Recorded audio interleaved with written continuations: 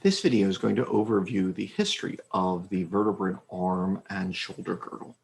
Now, while the pectoral girdle and the pectoral fin and arm were first to appear in the late jawless fish, it should be noted that when a vertebrate embryo, like that of humans, says to its developing body, put an arm here, this area is going to be specialized for an arm, it uses specific genes to signal that. And some of the genes, such as DLX, are actually also then found in invertebrates, such as arthropods, and even developing parapodia of annelids. So while annelid worms don't have legs, they can have these series of outgrowths from the body wall called parapodia, which can help to inch themselves along.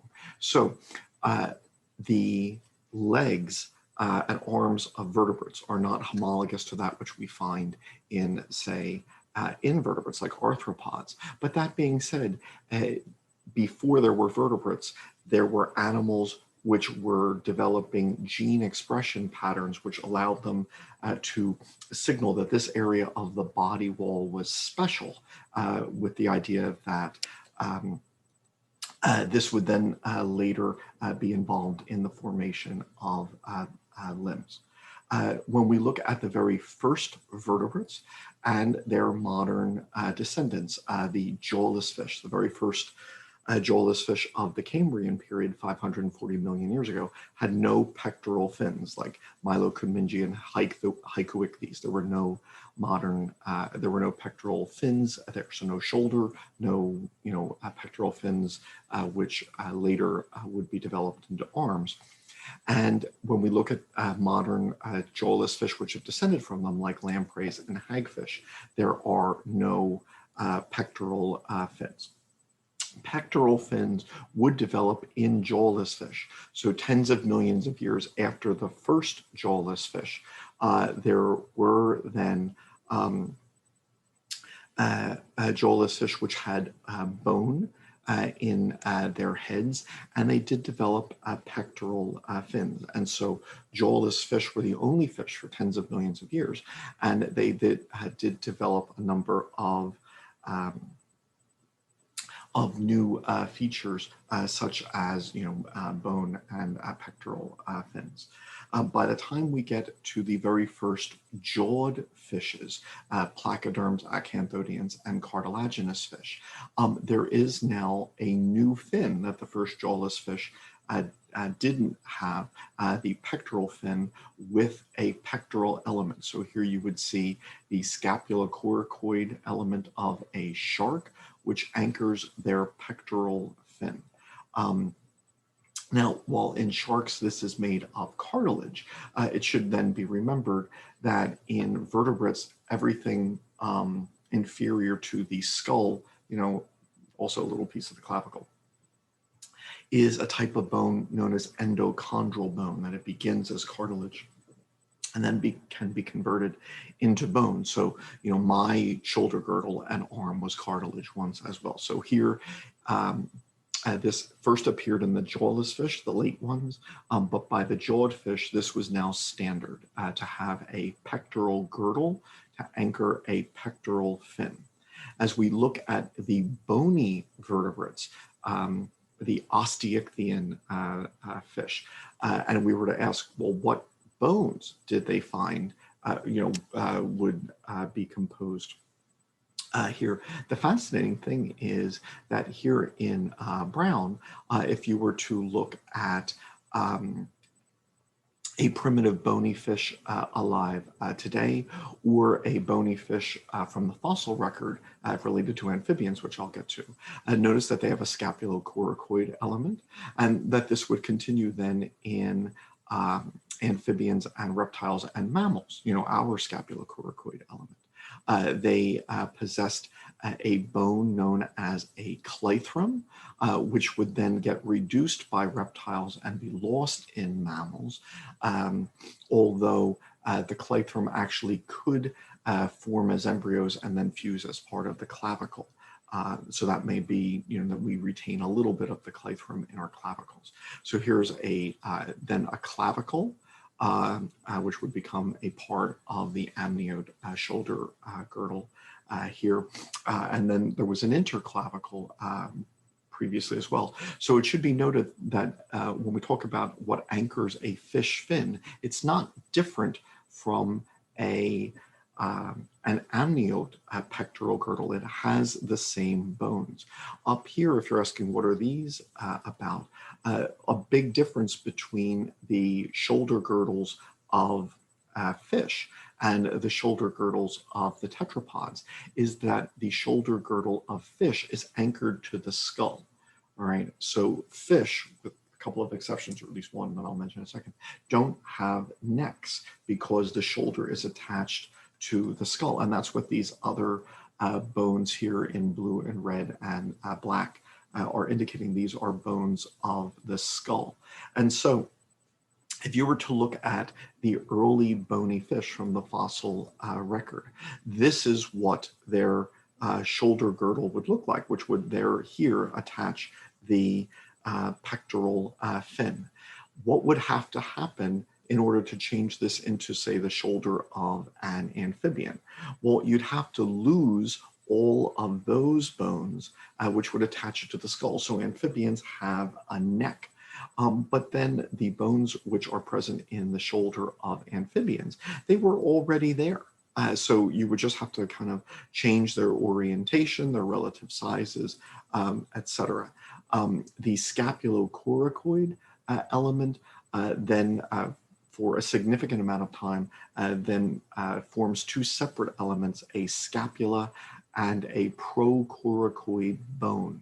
Now, that's different from the coracoid process in mammals. So actually it's confusing. There are two coracoids. This procoracoid is not retained in mammals, as we will see.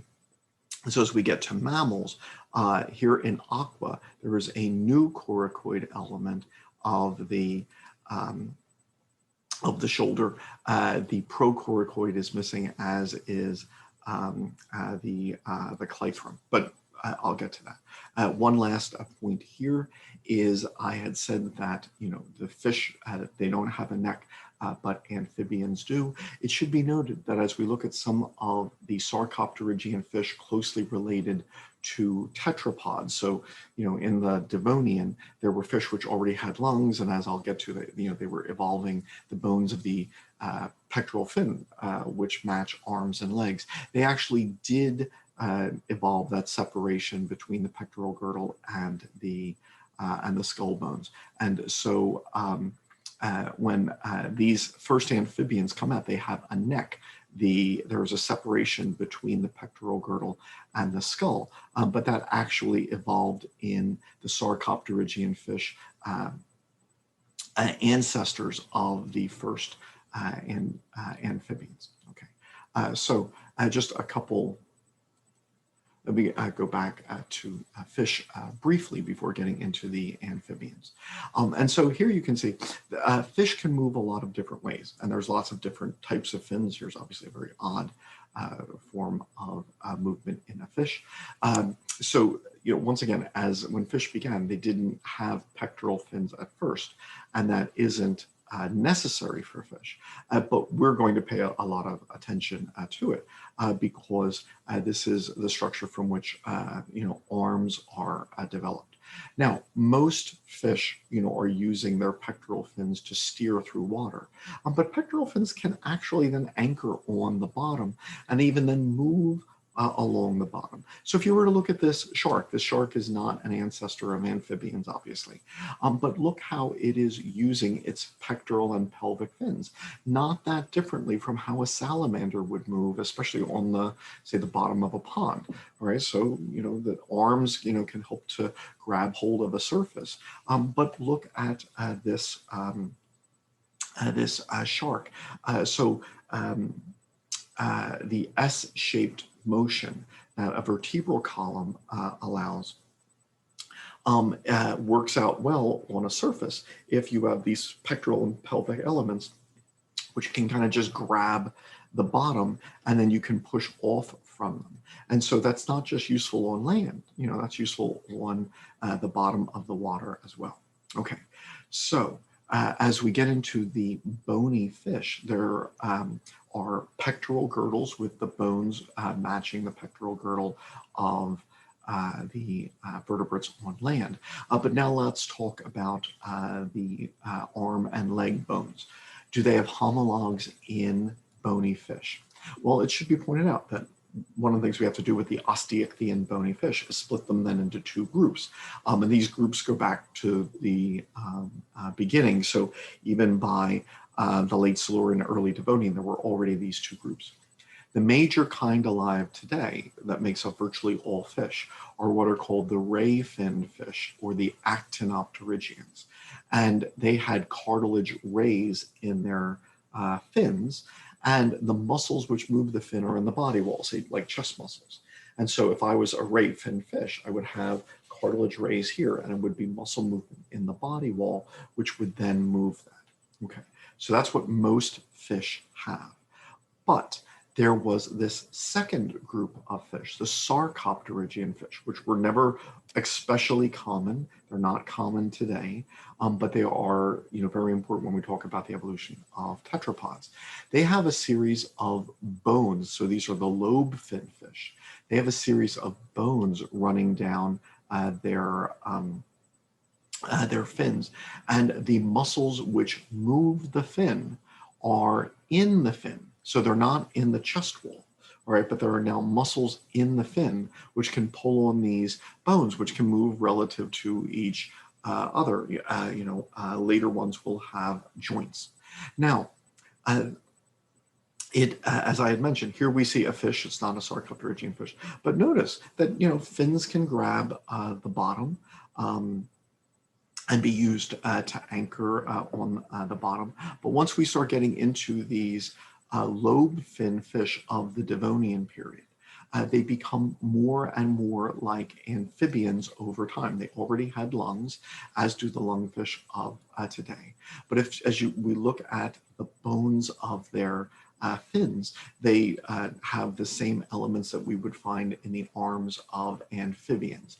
And so over tens of millions of years, these lobe fin fish evolved similarities to amphibians, including in Tiktaalik, that neck that I had mentioned where the pectoral girdle becomes separated from the skull, developing a neck.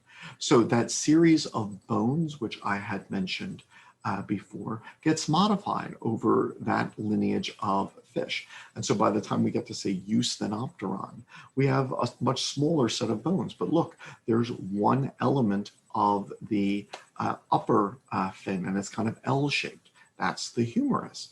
Then there are two elements in the next section. That's the radius and ulna. And then there are smaller sets of bones distally. And one of the reasons I'm fascinated by this is because this is kind of what my arm looks like. I have a humerus, this one element in the upper arm. I have two bones in the forearm, the radius and ulna.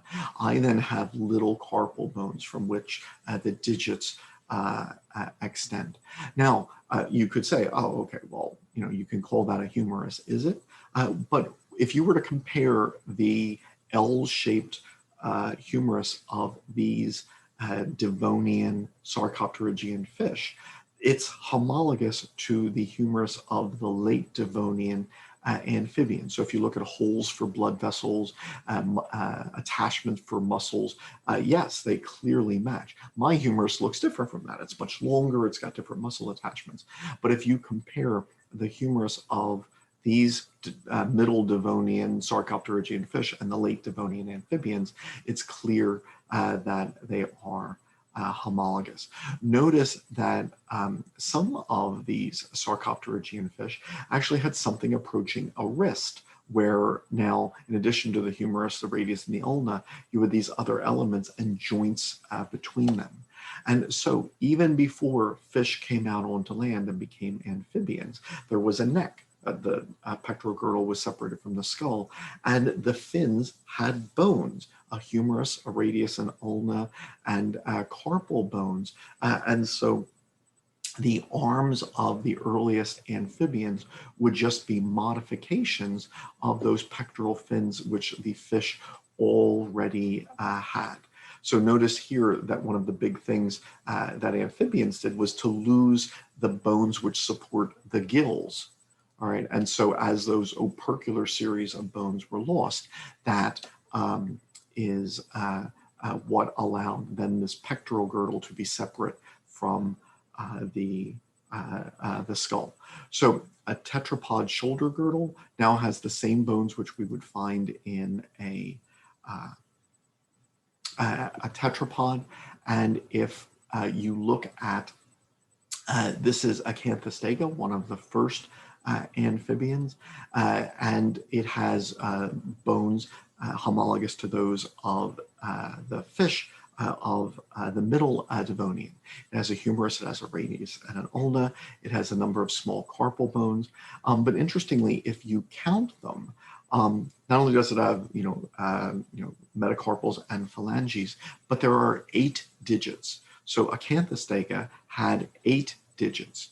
Ichthyostega had 7 digits. Tularpaton had 6 digits. So when amphibians first appear on land, there are multiple, the number 5 as the perfect number of digits had not yet been settled on. Interestingly, if there are mutations, say in mice, with the number of Hox genes, especially like Hox D13 expressed in the developing arm, you can go from, like one limb that doesn't have digits to lots of little digits. So you can have, say, 8 short digits, and then you can have 5 short digits, and then 5 longer digits. So if the expression levels of genes in a developing mouse embryo are changed, you can actually get limbs that have digits similar to that. And so the first amphibians did not have the limbs of modern amphibians. They had that L-shaped humerus. They had more than 5 digits, but never. And these arms of the first amphibians were homologous to those of the Sarcopterygian fish. Now, amphibians have changed since then, and I obviously want to focus on our lineage, the amniotes. But if you were to look at salamanders and frogs today, you can see that they have the same limb bones as the first amphibians did, and as I do, with a humerus, radius and ulna, carpal bones, metacarpals, and phalanges. So here you can see the arm of salamanders. Clearly, this has been modified in some groups. There were some fossil groups of amphibians which lost their limbs. So the caecilians were legless. Here's a frog, and once again we can see a humerus. Once again, there are sometimes modifications. So in frogs, the radius and ulna fuse, perhaps to absorb shock, when they're landing, when they're jumping. So they have what's called a radial ulna, so that, the 2 separate elements then fuse.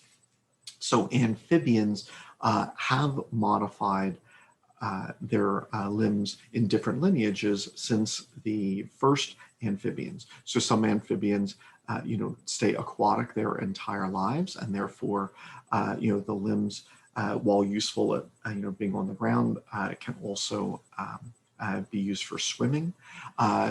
Frogs have specialized their body plan for jumping. And as I had said, so here's a salamander. Its limbs are specialized for burrowing, and then also there are legless amphibians alive today. So amphibians have lost their legs multiple times in history. So there were fossil lineages which are extinct today, like the caecilians. No, I'm sorry, like the Aistopods. That's the fossil group, and I'm sorry if I misspoke earlier. But then also the caecilians are a group of legless amphibian alive today.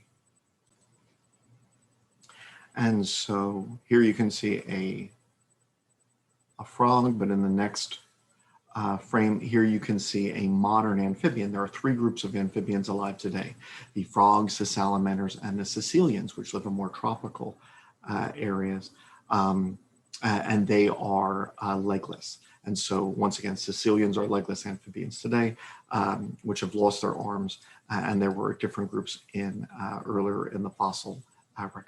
Okay, so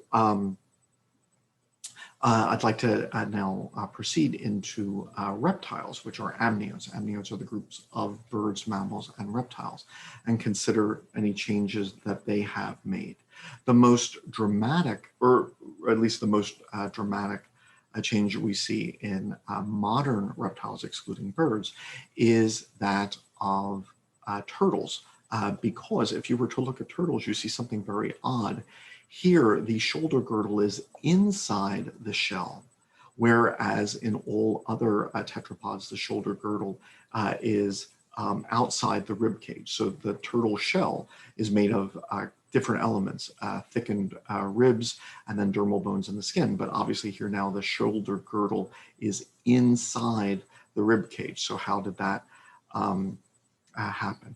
The shoulder girdle of turtles has a scapula, which has an extension known as the acromion, and then it also has that procoracoid bone. So you can see these three parts there. It's the scapula and its acromion, two parts, and then the procoracoid. The way that this happened in turtles is evident from studying the fossils of early turtles, but also by studying turtle embryos.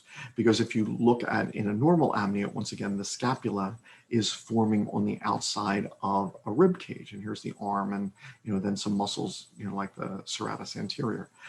But in the first turtles, like Odontochelys, and also in turtle embryos, this rib is very short. So notice the rib doesn't extend all the way here; it stands here. And then what then turtles simply did is this then migrated. And then these ribs then later compose the shell. Odontochelys has a shell on its underside, but not on its dorsal surface. And so this is how the turtle shoulder migrated inside of the rib cage, which is a unique thing for turtles. The tetrapods evolved into amniotes by the early Carboniferous. There were reptiles, and there were minor modifications made to the shoulder girdle. So if you ask, if we change that tetrapod into an amniote, notice that the clythrum bone is getting smaller. In mammals, it will be lost, but the same bones of the amphibian shoulder girdle are still present then here in the shoulder girdle of these reptiles. The limbs became longer and stouter. The reptiles, were in general capable of becoming larger than amphibians and spent more time on land potentially. And so the limb bones tend to be more robust than what the first amphibians had, but the same bones were still there. So there was a scapula, a procoracoid, and an interclavicle. There was a humerus, a radius, an ulna. There were carpal bones, metacarpals, and phalanges. And so the basic design of the limb bone is the same.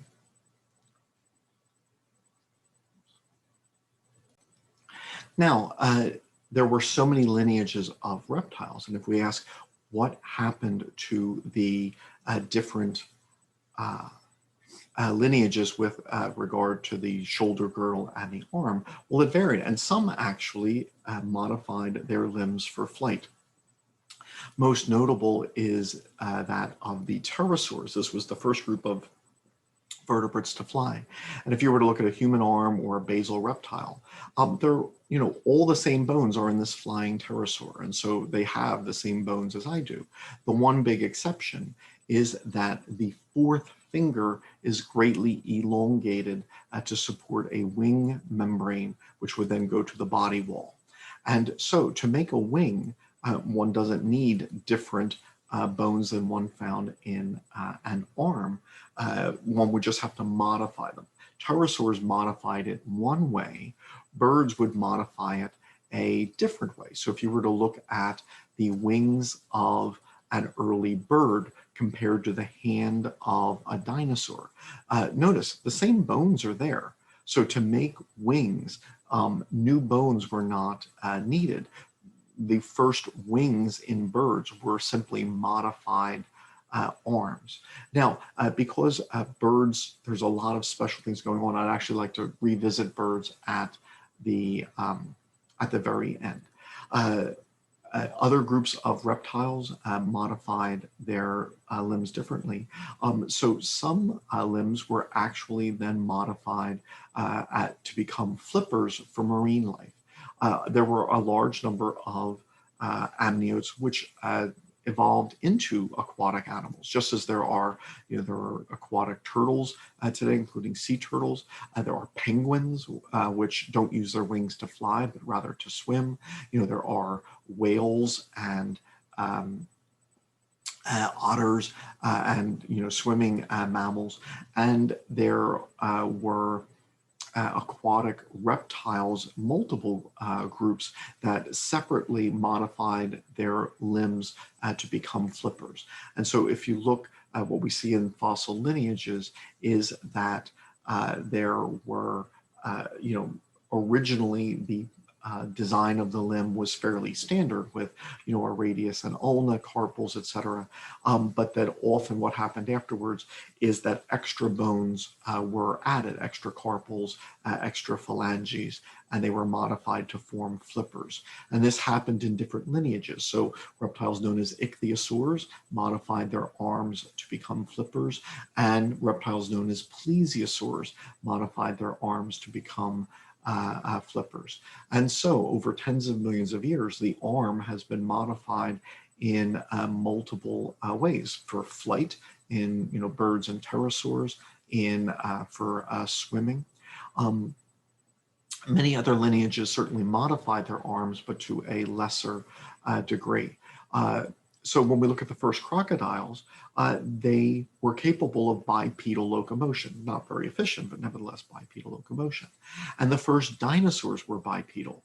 So while typical reptiles are using their arms as legs, essentially they're walking on their arms, the first dinosaurs were bipedal, and then their arms could be more grasping. Now, while that's true of the first dinosaurs, some lineages then became larger, very often herbivores, and then could be capable of both bipedal and quadrupedal locomotion, or in later members of these lineages, quadrupedal locomotion. And so when we look at dinosaurs, the arm had been modified because the first dinosaurs were now bipedal, but as they got bigger, then the arms could then be used for locomotion again, and there could be, say, hooves at the tips of digits in some dinosaurs.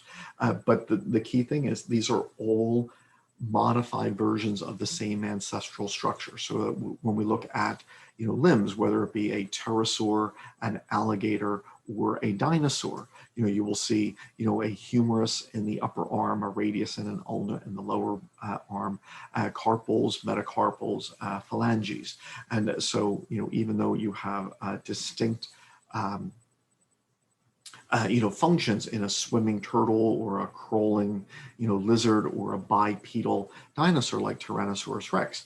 Notice you would still have, the scapula, here's the humerus, the radius and the ulna, the carpal bones, and the metacarpals and phalanges. And so these, this ancestral form was just modified to form the structures in distinct lineages, which were adapted to different types of locomotion. Once again, I'll get to birds again at the end. So reptiles, they certainly modified, their arms. The lineage of reptiles which evolved into mammals would then change the shoulder girdle. The clathrum here in purple becomes smaller and smaller until when we say that it is lost. I have read that the clavicle is interesting in that the clavicle is part made of dermal bone and part made of endochondral bone. And thus it would seem that what we call the clavicle, one single bone, forms from two separate origins in the embryo, one of which might be the leftover of the clathrum. So I've read that, but I'm not sure that that's, just absolutely shown. So I'll leave it at that. While the ancestral amniote pectoral girdle could have an interclavicle, mammals would ultimately lose that. There was this original bone called the procoracoid, which we saw in the turtle, which we'll see again in the bird, but mammals would lose this bone and they would develop a new ossification center known as the coracoid. So I have a coracoid process in my scapula, for example, like it was a separate bony element, it fused to my scapula, but this is something new in mammals. This second coracoid and the first coracoid is lost.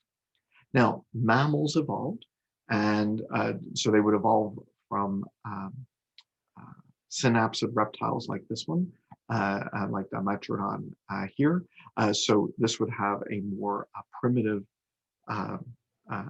shoulder.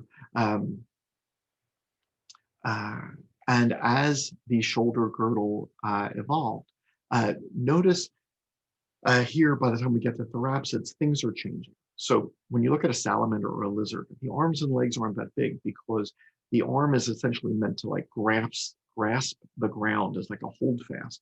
And then it's the back muscles which are going to help push off of that and propel the animal forward. So the animal is not moving with arms and legs, the same way that a horse does or that we do. But as we look at these synapsid reptiles, they were holding their bodies off the ground instead of sprawling. And now they were keeping their backs more rigid. There were modifications of the spine so that it was not going to undulate as much. And now it was the arms and legs which were going to be more primarily responsible for motion. And so we see then modifications in both the shoulder girdle and the arms becoming more robust. We were to look at an egg-laying mammal like a platypus, an interclavicle is still present. Reptiles can have interclavicles in their shoulder girdle. So too does the duck-billed platypus. But by the time we get to the therian mammals, the live-bearing mammals, that is lost. There's also a more important difference. Look at this shoulder girdle of a egg-laying mammal. It is smooth, all right, like a reptile. So reptiles have a strap-like scapula without a spine. And here you see something similar in this egg-laying mammal, the most primitive mammals. By the time you get to the live-bearing mammals, and here's a fossil known as Gobicodon, notice that there's a spine in the scapula. That's very important for the muscles because what used to be one muscle called the supracoracoideus is now split into two muscles on either side of this spine, a supraspinatus and an infraspinatus. These are two rotator cuff muscles in the therian mammals. Only the live-bearing therian mammals have that spine.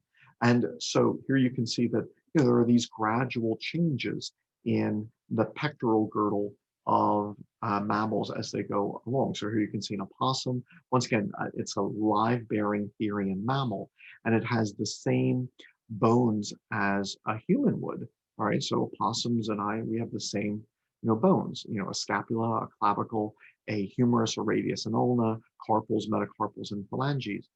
But notice once again that the therian mammals, we share that feature of a spine on the scapula.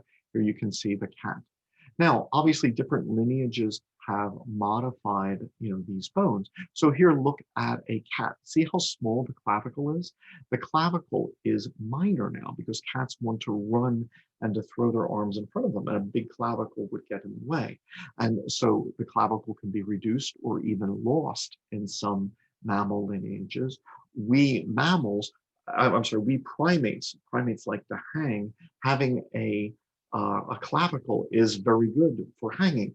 Primates can hang and essentially be at rest, as opposed to a cat. So if you've ever seen a cat trying to climb up a screen door, for example, it's not happy, there. Whereas, you could, get to a pull-up bar, instead of doing pull-ups, you could just hang there and be rather comfortable. And so the clavicle is retained in primates. But notice, even though I, manipulate objects with my, hands, I play guitar with my hands, whereas this cat is running on its hands. Notice we have the same bones. A pectoral girdle made of the scapula and clavicle, a humerus, a radius, an ulna, um, carpal bones, metacarpals, and phalanges. So once again, the beauty of studying vertebrate anatomy is that we see a similarity of the bones. Not just that, but then we see a similarity in the processes of the bones. So if I were to study, the human arm, I wouldn't just name the bones. I'd name all the bumps and the ridges and the holes, et cetera. But I would see that, oh, here's the scapula of a cat, which is using its arm to run on. But look, it has a supraspinous fossa above the spine and interspinous fossa above below the spine. It has an acromion. I have those. So if you were to look at a human scapula, you would see then these same structures. The shoulder socket is made of a coracoid process, an acromion off the spine of the scapula, and a glenoid cavity. So my shoulder has that. And a cat's shoulder has that, even though what we're using our arms for are dramatically different. Once again, mammals have this second coracoid. It starts as its own separate bone, but it can fuse to the clavicle. So this is different from the procoracoid, which we saw in earlier groups. Here's a monkey. Here's a human. So we have the same bones. We even have the same parts of the bones. That isn't only true of the shoulder girdle, but then also it is true of the bones of the arm. So we share a common organization of the arm bones, but also if you were to look at the humerus of a human versus that of a cat, you'll see the same basic patterns here. And so these ancestral bones have served as the foundation of later groups. So it is from the amnio reptiles that the synapsid reptiles evolve, and from synapsid reptiles we get the first mammals. And so all of these bones then share homology. Okay. Here you see an echidna. That's one of the egg-laying mammals. So once again, this was a gradual process. And some of the things that we will see in the live-bearing mammals were not yet done by the time that the first lineages of mammals separated from the root. And so the egg-laying mammals like the echidna and the platypus, they have primitive elements of their pectoral girdle and arm because their lineage split before that of the Therian mammals that you can see here. And as we go through the limbs of these different lineages, clearly once again there are these shared bones, and emphasized once again by the time we get to placental mammals, compared to say the early Therians like an opossum, we see a few more modifications. Like some of these bones become longer. Now, one of the things we see in both arms and legs of different lineages is some animals essentially run on their digits. And so you saw there in the cat, we would see the same in horses and some other lineages, that instead of like walking on your whole hand, you walk only on the digits. That's true of dinosaur legs as well. And then mammals, different lineages of mammals have adapted their arms for different things. Whales have adapted for swimming, and bats have adapted it for flight. And so bats are the third group of vertebrates to evolve flight after pterosaurs and birds. Um, but a bat wing is just a modified arm. A, um, a whale fin or the fin of a seal, these are modified arms with the same bones. Some quadrupedal mammals, have adapted their limbs to run on their digits. Others have not. The primates, they have adapted their arms for life in the trees. For life in the trees, being able to grasp branches, very important. Obviously, your life can depend on being able to grasp, the branch that you are leaping to, but also for food manipulation. And so as primates needed their hands less for locomotion, say compared to a cat, their digital dexterity became greater. So while these are the same bones which we observe in, say, a cat or a typical Therian mammal, the scapula, the clavicle, the humerus, the radius, the ulna, the carpals, metacarpals, and phalanges. Nevertheless, these primates, like that lemur, as a primitive primate, was adapting its limbs to be more dexterous and for life in the trees. So the hands are not used for locomotion to the same degree. And there were gradual changes as we go from the most primitive primates, and lemurs would be examples of that, to anthropoid primates, and South American monkeys would be examples of that, to old world monkeys, and things like baboons and mandrills would be examples of old world monkeys or catarrhine primates here, then to apes, and that would then include ourselves. Okay. Before I, went back to the human just for a second, let me focus on birds, because birds obviously have greatly specialized their limbs for flight. So first, how was the arm of dinosaurs modified so that it could fly? First, let's look at the pectoral girdle. What makes up the shoulder girdle of a bird? Well, you see a strap-like scapula, a thin bone, and that's just what a theropod dinosaur scapula would look like. Here you can see that original procoracoid bone. And one of the things that birds have, but also was present in a number of dinosaur lineages, was fused clavicles. So the two clavicles would fuse to form what's called a furcula. You might know it as the wishbone. So the wishbone is a pair of collarbones or clavicles which have fused. Birds have this feature, but some dinosaurs did as well. So the shoulder girdle, has the same elements as what we would see in other animals. So here you can see an alligator with its scapula and coracoid. Here you can see a Tyrannosaurus rex. Notice it has a strap-like scapula.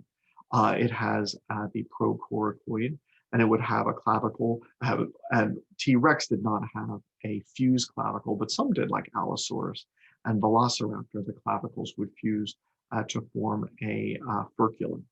And so a shoulder girdle of a bird has those three elements in it. And here you can see different birds. So there's the scapula, the procoracoid, etc. So some birds have modified it differently. The scapula was different in the first birds compared to the Ornithothoraces group, which was a subset of birds where the wings would be then better adapted for flight with the supracoracoideus muscle that I'll be talking about in just a minute. It should be noticed that there are flightless birds alive today, like this rhea. And so here you can see the scapula of this rhea, but notice there's this, here you see the procoracoid here, as we'll point out in a second. If you were to look at the angle at which these bones meet, the scapula and the procoracoid, This is an obtuse angle as opposed to what we would see in a bird which was capable of flight. So here you have a chicken, and look at this angle between the scapula and the procoracoid. It's an acute angle compared to the obtuse angle in the flightless birds. And so, shoulders have continued to be modified. And, because this is so important in flight, we obviously aren't surprised to see differences in birds which fly versus birds which don't. One of the secrets of bird flight and that Ornithothoraces group was an adaptation that the first birds lacked. So these earliest birds, if they wanted to raise their wings, what would they have to do? They would have to have a muscle above the wings, dorsal to the wings, to pull the wings that way. So if you want to raise the wings, you'd have to do that. But that then throws off your center of gravity, because now you've got more weight up here above the wings, and that is not as efficient in flying. So one of the things that a subset of birds did, so after the first birds, there were different lineages, but then there was this Ornithothoraces group. And the Ornithothoraces group, they evolved a new modification so that a muscle which is under the wings can actually pull on the wings from above. And so the weight of the wing levator doesn't have to be above the wings. It could actually be below the wings.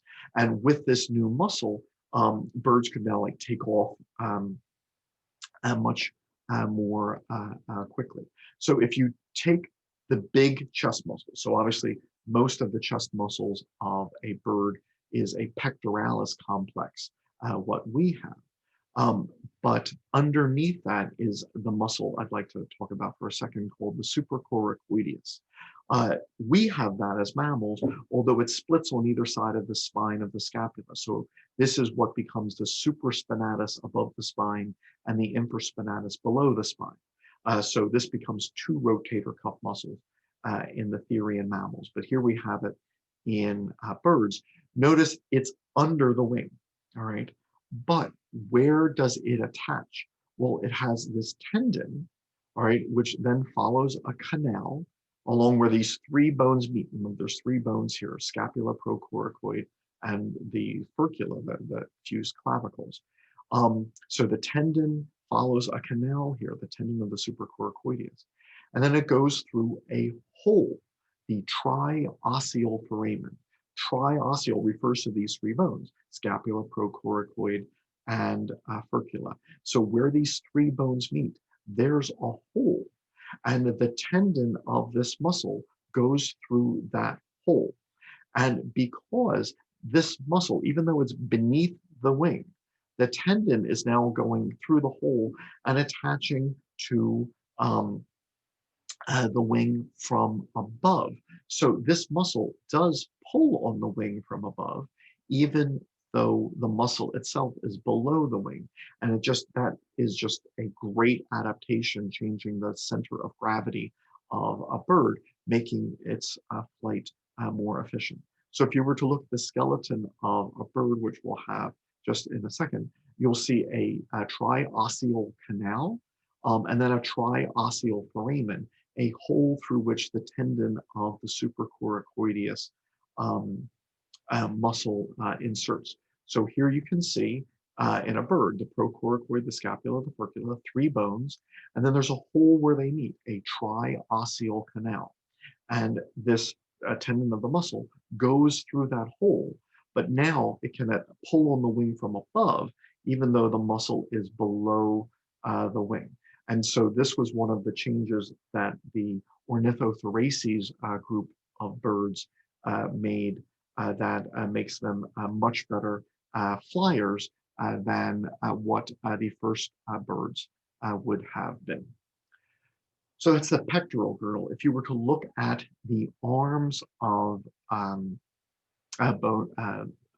wing, we can see that essentially birds have simply modified existing arm bones, although at the very end I have to mention embryology. So arms have been modified for lots of different structures. Pterosaurs have modified arms for flying. Bats have modified arms for flying, and so too did the first birds. The first birds still used their arms to catch food, though. They still had clawed, grasping fingers. And actually, there are a few birds today that still have claws on the fingers. The rhea did, if you look closely at the skeleton that was present earlier. There's a few other birds, like the southern screamer or the shaha, which has claws on its fingers. So if we look at what makes up a wing, that was it again. If what makes up the wing, it's a humerus, it's a radius and ulna, it's a carpal bones, and I'll talk about the rest. But notice here's still a clawed, grasping finger on this primitive bird. There are a number of primitive birds which still have claws, although sometimes it's beneath the feathers of the wing. So a wing is a modified arm. And if you compare the wings of the first birds to the arms and hands of their dinosaur relatives, they're really difficult to tell apart. The birds had lengthened their arm and hand and made it a little bit thinner, but that's about it. All right, all of the bones are still there. So if you ask, what changes do you need to do to the bones of this dinosaur hand to make it into a wing of a bird? The answer is just make it a little longer and thinner, and that's it. So even the same phalangeal count is there, the number of phalanges in the digits. Now, birds, have changed their wing and improved them over time. And one of the big changes that we see is that the separate carpal and metacarpal bones have fused to make something known as a carpometacarpus. We see that all over the avian skeleton, so that apparently one of the ways that you can, withstand the forces of flight and have such a, a light skeleton is to fuse a lot of the bones. And so, you have a solid structure as opposed to lots of little connecting structures. So a bird wing has a humerus, like my arm, a radius and an ulna. There are some carpal bones, but then a lot of the other ones have fused to make what's called a carpometacarpus. We still see the remnants of 3 digits, which will number digits 1, 2, and 3 here. There is a bit of difficulty, so let me just kind of say, the difficulty here. So the dinosaur ancestors of birds were using 3 fingers. The first birds were using 3 fingers, so they were directly homologous. Now, if we look at how embryos form, it seems, at least my last reading, is that the modern birds, compared to the first birds, instead of using these 3 fingers, are using these 3 fingers, but that the genes that these 3 fingers express are the genes that these 3 fingers express. So as an embryo develops, there are genes which kind of program that part of the body. So it seems that this finger is using the genes which corresponded to this finger. And so even though structurally, these are the fingers which make up the modern bird wing, they're following the instructions of these fingers. And so as we talk about homology, then it would be a slightly more complex question than what we usually do. So that's all I prefer to say about that. That first little digit forms what's known as the winglet, or sometimes called the bastard wing or the alula. And so that you can see here, and that helps, just make some fine steering changes. So the bird's wing has 3 digits left in it.